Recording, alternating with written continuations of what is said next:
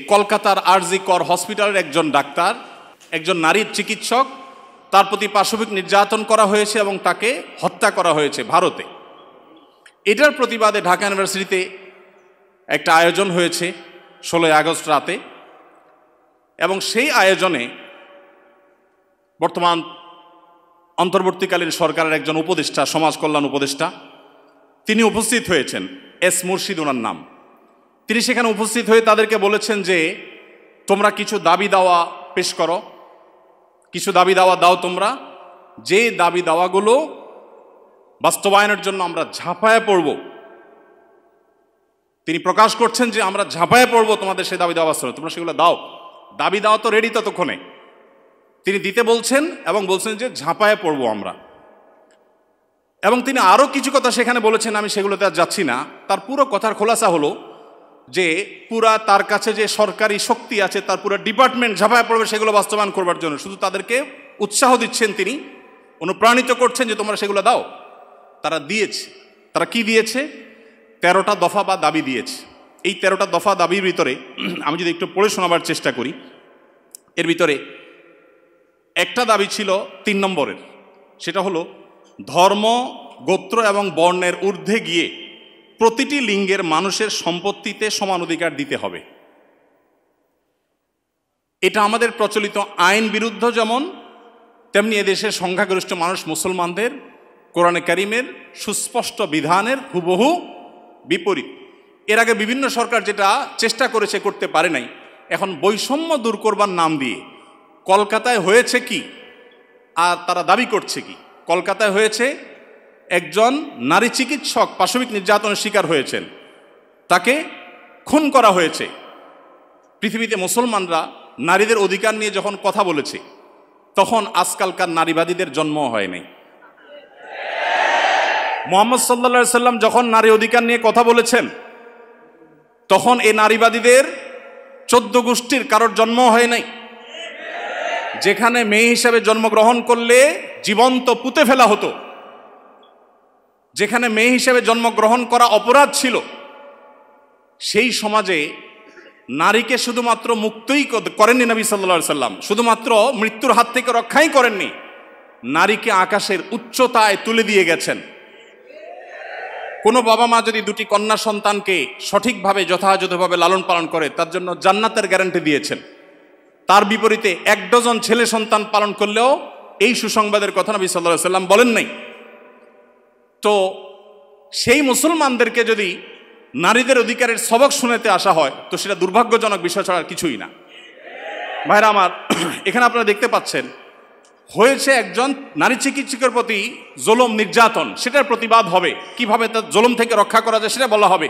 দাবি হচ্ছে কি দেখেন, প্রায় সবগুলো দাবি সম্পূর্ণ অপ্রাসঙ্গিক। তার মানে একটা সুনির্দিষ্ট এজেন্ডা বাস্তবায়ন করবার জন্য ইচ্ছাকৃতভাবে অপ্রাসঙ্গিকভাবে এই সমস্ত দাবিগুলো তারা তুলে আনছে। এর ভিতরে একটা হলো, দেখেন যেটা বললাম, ধর্ম, গোত্র, বর্ণের ঊর্ধ্বে উঠে, মানে কোরআনের বিধানকে সাইডে রেখে বাদ দিয়ে সকল লিঙ্গের মানুষের সম অধিকার। এখানে একটা জিনিস দেখেন, সকল লিঙ্গের মিনিংটা কি? সকল লিঙ্গ মানে কি? নারী পুরুষ? জি না। মূলত সমকামিতার কথা সরাসরি না বলে এই যে সকল লিঙ্গ, তারপরে যে আপনার জেন্ডার ডাইভার্সিটি, জেন্ডার বৈচিত্র্য, লিঙ্গ বৈচিত্র্য, এগুলো সবগুলোর মিনিং হলো যে এখানে তারা সমকামিতাকেও একটা লিঙ্গ হিসাবে, সমকামীদেরকে একটা লিঙ্গ হিসাবে, ট্রান্সজেন্ডারদেরকে একটা লিঙ্গ হিসাবে এখানে প্রবেশ করাচ্ছে, সরাসরি বলছে না। তো যাই হোক, এখানে কোরআন কারীমের আয়াতের বিধান থেকে আমাদেরকে, সারা দেশের মানুষকে সরে আসার জন্য আহ্বান করছেন। এই দেশে ছাত্ররা বৈষম্য বিরোধী, কোটা বিরোধী আন্দোলন করেছে কি কোরআন কারীমকে পরিবর্তন করবার জন্য? কোরআনের বিধানকে উল্টাবার জন্য মুসলমানরা রক্ত দিয়েছে? কিন্তু তারা তো সে দাবি করছে। আমাদের ছাত্রদের, আমাদের মুসলমানদের রক্তকে তারা কিসের বিনিময়ে বিক্রি করছে দেখেন। দ্বিতীয় দাবি দেখেন, ইউনিফর্ম ফ্যামিলি কোড চালু এবং তার বাস্তবায়ন করতে হবে। এটার সহজ কথা হলো যে মুসলিম পারিবারিক আইন যেটা আছে এটা তুলে দিতে হবে, এবং তারা যে সমাজ চায় সেই সমাজ সোজা কথা বাস্তবায়ন করতে হবে, যেটা এদেশের সংখ্যাগরিষ্ঠ মানুষের চিন্তা, দর্শন, মূল্যবোধের পরিপন্থী। 4 নম্বর এটা। 5 নম্বর দফা হলো এখানে সন্তানের অভিভাবকত্বের আইন পরিবর্তন করতে হবে, নারীকে সন্তানের অভিভাবকত্ব দিতে হবে। কোরআন পুরুষকে বাবাকে অভিভাবকত্বের দায়িত্ব দিয়েছে এবং সেটা আমাদের সমাজে প্রতিষ্ঠিত, এটা আমাদের সমাজের সংস্কৃতি, এটা এদেশের মানুষের আবহমানকাল থেকে আসা সংস্কৃতি, এটাকে পরিবর্তন করে ফেলতে হবে। দেখুন, এগুলো এতটা অপ্রাসঙ্গিক এই সমাজে যে এগুলো নিয়ে এদেশের মানুষের কোনো কনসার্ন নাই, কিন্তু তাদের কনসার্ন আছে। এরপরে দেখেন 5 নম্বর হলো সন্তানের অভিভাবকত্বের আইন পরিবর্তন। 7 নম্বর হলো নারী, আদিবাসী, প্রতিবন্ধী এবং ভিন্ন লৈঙ্গিক পরিচয়ের মানুষকে, দেখেন নারী আসছে, আদিবাসী আসছে, প্রতিবন্ধী আসছে, এরপরে আবার নারীর পরে আবার ভিন্ন লৈঙ্গিক পরিচয়ের মানুষ বলতে কি বোঝানো হয়? পুরুষ এবং মহিলা ছাড়া ভিন্ন লিঙ্গ এর পরিচয় দেয় যারা, তারা কারা? ট্রান্সজেন্ডার, আরো সহজ করে বলতে গেলে সমকামী। কারণ একজন পুরুষ যখন নিজেকে নারী ঘোষণা করে তখন তিনি আরেকটা পুরুষের সাথে বিয়ে বসে, কারণ তিনি ঘোষণা করছেন নিজেকে নারী, এখন একটা পুরুষের সাথে বিয়ে বসেন। যখন একটা ছেলেকে বিয়ে করেন তিনি, তখন আগে থেকেই তো তিনি পুরুষ, এখন একটা ছেলেকে বিয়ে করলেন, তাহলে সমান সমান কি দাঁড়ালো? সমকামী। তো এই সমকামিতা এদেশে মানুষকে গিলানো সহজ হবে না, সেজন্য এই সমস্ত শব্দের মায়ের পেশ তারা দিচ্ছে। আপনি দেখেন প্রতিটা দফায় হয়েছে কলকাতায় কি আর তারা দাবি করছে কি। তো এই যে ব্যাপারটা দেখেন, এখানে তারা বলছে যে নারী, আদিবাসী, প্রতিবন্ধী এবং ভিন্ন লৈঙ্গিক পরিচয়ের মানুষদের প্রতিনিধিত্বের জন্য যৌক্তিক অনুপাতে কোটা বরাদ্দ দিতে হবে। যে কোটা বিলুপ্তির জন্য এত কিছু, সেই ছাত্রদের করা সরকারের উপদেষ্টা এখন কোটা চাচ্ছেন সমকামীদের জন্য। বলেন, এই মানুষগুলো যারা শারীরিকভাবে সুস্থ সবল, তারা নিজের মেধায় তো লড়তে পারেন, কিন্তু এখানে নারীদের জন্য শুধু কোটা চাচ্ছেন তিনি তা না, তিনি ভিন্ন লৈঙ্গিক পরিচয় ধারণকারী মানুষদের অর্থাৎ সমকামীদের জন্য তিনি কোটা চাচ্ছেন। সমকামীদের শুধু বৈধতা দেওয়ার কথা বলছেন না, তাদের জন্য কোটা রাখার দাবি করা হচ্ছে। আচ্ছা দেখেন, এরপরে আমরা দেখতে পাচ্ছি যে 8 নম্বর যে দাবি, সে দাবিতে লেখা আছে যে বলা হয়েছে যে 1860 সালের গর্ভপাতের আইন বাতিল করতে হবে, নারীকে গর্ভপাতের পরিপূর্ণ স্বাধীনতা দিতে হবে। মানে জেনা ব্যভিচার হবে, অসামাজিক কার্যকলাপ হবে, মনে চাইলে গর্ভপাত করবে, এই বিষয়গুলো ইজি করে ফেলতে হবে, সোজা কথা। তো গর্ভপাতের মাধ্যমে যে ভ্রূণ হত্যা করা হয়, এটা কি হত্যা না? হত্যা না? তো মানবতার ধ্বজাধারীরা দাবি করছেন কিসের? যে একটা মানব ভ্রূণ হত্যা করার অনুমতি দিতে হবে, স্বাধীনতা দিতে হবে। এ দাবি করছেন কারা? মানবতার সবক দেয় যারা আমাদেরকে সকাল বিকাল, তারা। ভাইরা আমার, এরপর আপনি দেখেন কলকাতায় ঘটেছে কি, একজন নারী চিকিৎসকের উপরে জুলুম হয়েছে, আর তারা চাচ্ছে কি যে কোনো নারী যে কোনো জায়গায় গর্ভপাত করতে পারবে, পারমিশন চাচ্ছে। তার মানে যত রকমের অবৈধ সম্পর্ক আছে, জেনা ব্যভিচার আছে, এগুলো করে যাতে কারো টেনশন করতে না হয়, সে রাস্তা যাতে সুগম হয়, সেটা তারা চাচ্ছে। কলকাতা হয়েছে কি আর তারা দাবি করছে কি?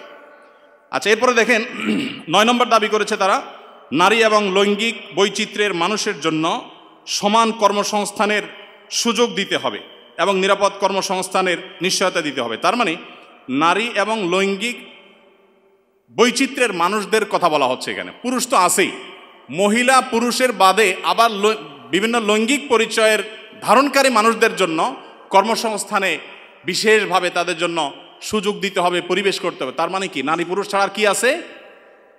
ট্রান্সজেন্ডার বা সমকামী। যদি আপনি বলেন না আমি এখানে তৃতীয় লিঙ্গ বুঝেছি, তাহলে তৃতীয় লিঙ্গ বলতে আপনার সমস্যা কি? লৈঙ্গিক বৈচিত্র্য শব্দ বলতে কতগুলো অক্ষর ব্যবহার করতে হয়েছে, উচ্চারণ করাও তো একটু কঠিন। আপনি তৃতীয় লিঙ্গে বলতে সমস্যা কোথায়? হিজড়া বলতে যদি আপনি না চান, না বললেন। তৃতীয় লিঙ্গ তো আমাদের দেশের স্বীকৃত ভাষা, সংবিধানের ভাষা, তাহলে সেটা ব্যবহার করতে অসুবিধা কোথায়? তার মানে এটা তাদের উদ্দেশ্য না। আমি তো দায়িত্ব নিয়ে বলতে পারি এটা তাদের উদ্দেশ্য। তাদের উদ্দেশ্য হলো সমকামী বা ট্রান্সজেন্ডারদেরকে তারা সমাজে প্রতিষ্ঠা করবার অপচেষ্টায় লিপ্ত। ভাইরা আমার, এখনো দেশের কিছুই ঠিক হয় নাই, কত জটিল অবস্থা। এখনো পুলিশ ভালো করে তাদের কাজে যোগদান করতে পারেনি, এখনো স্থবিরতা আছে, স্টাবল হচ্ছে না। সবাই সর্বাত্মক সহায়তা করছে, আমরা সবাই সহায়তা করছি। এই শুরুতে এসেই দেখেন তারা একটা পর একটা দফা দিচ্ছে এবং সেখানে এদের দফার সাথে দফা দেওয়ার জন্য, দাবি দেওয়ার জন্য উপদেষ্টা মহোদয় তাদেরকে বলছেন এবং বলছেন ঝাঁপিয়ে পড়বেন তিনি এই দাবিগুলো বাস্তবায়ন করবার জন্য। এরপরে 10 নম্বর দাবি দেখেন, প্রতিটি ভিন্ন ভিন্ন লৈঙ্গিক পরিচয় পরিচয়ের মানুষের রাষ্ট্রীয় পরিচয়পত্রে তার লৈঙ্গিক পরিচয়ের স্বীকৃতি থাকতে হবে। তার মানে পুরুষ, মহিলা, ট্রান্সজেন্ডার বা সমকামী এটা থাকতে হবে। পুরুষ মহিলা তো আছেই, তাহলে প্রতিটি লৈঙ্গিক পরিচয় ধারণকারী মানে কি বুঝাচ্ছেন আপনি? আপনি বলেন যে পুরুষ, মহিলা, হিজড়া বা তৃতীয় লিঙ্গ, এটা তো হয়ে যায়, কিন্তু প্রত্যেকটা মানে কি? প্রত্যেকটা লিঙ্গ পরিচয় ধারণকারী মানুষের মিনিং হলো এটা। বিগত আমলে আমাদের স্কুলে, এমনকি আলিয়া মাদ্রাসার পাঠ্যপুস্তকে যে পাতায় পাতায়, লাইনে লাইনে, পৃষ্ঠায় পৃষ্ঠায় যে সমকামিতার কুশিক্ষা, এই অপসংস্কৃতি এবং বস্তাপচা সস্তা এই চিন্তাধারা এবং বিকৃত ব্যবস্থাপনাকে যারা এই সমাজে পুশ করার চেষ্টা করছে, আমাদের সমাজে এর বাইরে হাজারটা বিষয় আছে, সেগুলো নিয়ে তাদের কোনো মাথা ব্যথা নেই। আবার সেই একই জিনিসের পদধ্বনি আমরা এখনই শুনতে পাচ্ছি। ভাইরা আমার, 11 নম্বর দাবি ছিল তাদের, সব ধরনের লৈঙ্গিক বৈষম্যকারী আইন বাতিল করতে হবে। সব ধরনের লৈঙ্গিক বৈষম্যকারী আইন বাতিল করতে হবে। ওই যে মেয়েদের, ছেলেদের মিরাসের যে আইন আছে সেটা বাতিল করতে হবে। তারপরে যায়া আপনার সমকামীদের বিরুদ্ধে আমাদের দেশে আইন রয়েছে, আপনারা জানেন, সমকামিতা লিপ্ত হলে 2 বছর কারাদণ্ডের কথা বলা আছে, সেগুলো বাতিল করতে হবে। এই যে দাবিগুলো আছে, আপনারা এবার মিলান যে কলকাতাতে একজন নারী চিকিৎসক, তিনি জুলুমের শিকার হয়েছেন, তার সেই জুলুমের বিরুদ্ধে সর্বকণ্ঠে আমরা শতকণ্ঠে প্রতিবাদ জানাবো, কিন্তু এখানে প্রতিবাদ জানাতে গিয়ে দাবি যেগুলো তোলা হচ্ছে সবগুলো হলো সমকামী এবং ট্রান্সজেন্ডারদের জন্য দাবি। এই যে ষড়যন্ত্র, এটা আমাদের দেশে নতুন না। যারাই যখন আসে, বিদেশিদের টাকা পয়সা ফান্ড পেয়ে তারা সেগুলোকে এই দেশে পুশ করার অপচেষ্টায় লিপ্ত থাকে। তারা জানে না এদেশের ওলামা একরাম তাদের শেষ রক্তবিন্দু থাকা পর্যন্ত এ সকল অনাচারের বিরুদ্ধে তারা কথা বলে যাবেন। এদেশের ওলামা একরাম, এদেশের দিনদার মানুষের কোনোদিন এটা বাস্তবায়ন হতে দিবে না। মালয়েশিয়ানরা যদি সমকামীদের যে সিম্বল, তাদের যে রংধনুর সিম্বল, সেই কালারগুলো, সেই 6 কালার, এগুলো যদি কেউ কোনো পোশাকে, আশাকে, ঘড়িতে, কোনো কিছুতে ধারণ করে, আমি যদি ভুল না বলে থাকি, না জেনে থাকি, তাহলে 3 বছর কারাদণ্ডের কথা বলা আছে। তো মালয়েশিয়ান গভর্নমেন্ট যদি এটার বিরুদ্ধে এত শক্ত অবস্থানে থাকার পরেও তারা উন্নতির চরম শিখরে পৌঁছে যায়, আমরা তাদের কাছে চাকর হওয়ার জন্য লালায়িত থাকি, তাহলে এরা আমাদেরকে কোথায় নিয়ে যেতে চায়? একজন উপদেষ্টা মহোদয়, তিনি বর্তমানে আমাদের প্রচলিত আইন সংবিধানে থাকা জিনিসের বিরুদ্ধে, সবচেয়ে বড় কথা হলো আইন সংবিধানের চেয়েও বড় জিনিস হলো এদেশের সকল ধর্মের মানুষের কাছে ঘৃণিত একটা বিষয়কে সমাজে স্টাবলিশড করবার জন্য রীতিমতো প্রকাশ্যে এখন তারা নেমেছেন। এখন একজন আলেম হিসাবে, একজন দায়ী হিসাবে আমাদের বুদ্ধিবৃত্তিকভাবে এই সকল ষড়যন্ত্র মোকাবেলা করতে হবে। আমরা এদেশের বৈষম্যের বিরুদ্ধে, যত প্রকার বৈষম্য আছে সেই বৈষম্যের বিরুদ্ধে ওলামা একরাম কথা বলেছেন। সবচেয়ে বেশি বৈষম্যের শিকার তো আলেম সমাজের দেশে। আলেমদের চাইতে, দাড়ি টুপি এবং হিজাবের চাইতে বেশি বৈষম্য এদেশে কার প্রতি হয়েছে? আমাদের এই সমাজে শুধুমাত্র এই স্বাধীনতার পর থেকে না, ব্রিটিশ আমল থেকে শুরু হয়েছে। ওলামা একরাম এবং দিনদার মানুষ, তারা এই সমাজে সবচেয়ে নিগৃহীত, সবচেয়ে নিষ্পেষিত। একটা বাজেট ঘোষণার পর বাজেট নিয়ে কেমন বাজেট হয়েছে, বাজেট ভাবনা জানতে চায় বিভিন্ন মিডিয়াগুলো, আপনি জানেন। টকশো যেরকম হয়, অনেক সময় দেখা যায় বাহিরে তারা সাধারণ মানুষের, জনমানুষের বাজেট ভাবনা তারা জানতে চায়। একজন রিকশাওয়ালাকেও জিজ্ঞাসা করে, রিকশাওয়ালা ভাই, এই যে বাজেট সম্পর্কে আপনার কোনো মন্তব্য আছে কিনা? কিন্তু আপনারা অবাক হবেন, আজ পর্যন্ত বাজেট নিয়ে কোনো আলেমের বক্তব্য কোনো মিডিয়া আমার জানা মতে জানতে চাই নাই, যে আলেমদের ভাবনা কি। আলেমদের কোনো ভাবনা থাকতে পারে না? এদেশে 3.25 লক্ষ মসজিদ, 3.25 লক্ষ মসজিদের প্রত্যেকটা মসজিদে যদি 150 করে মুসল্লি থাকে, তাহলে 3.25 লক্ষ মসজিদের ইমাম সাহেবরা, আলেমরা, তারা কমপক্ষে 4 কোটি মানুষের নেতৃত্ব দিচ্ছেন। এত বিশাল জনগোষ্ঠীর মানুষকে ইগনোর করতে করতে করতে করতে আপনারা একেবারে দেয়ালে পিঠ ঠেকিয়ে দিয়েছেন।